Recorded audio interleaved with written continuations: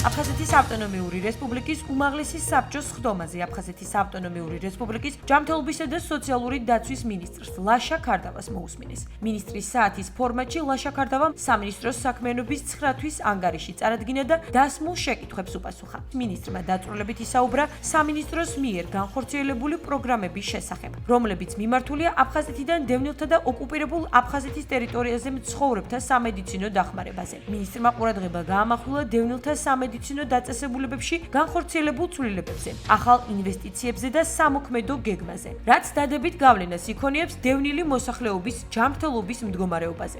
ჩემმა კოლეგებმა დადებითი შეფასება მისცეს სამინისტროს საქმიანობას, ყველა პროგრამა, რომელიც იყო გათვალისწინებული აი ამ პერიოდის განმავლობაში, მათ შესრულებული აქვთ. ჯანდაცვა იყო, მაგრამ დღეს განსაკუთრებით ხდება პრიორიტეტი ჩვენი მთავრობისთვის.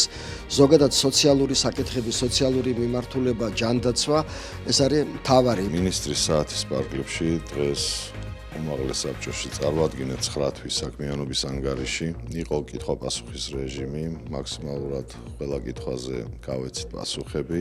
უმაღლესი საბჭოს მხრიდან მთლიანობაში დადებისად შეფასდა 2024 წლის 9 თვის გაწეული მუშაობა და სამომავლო გეგმებიც.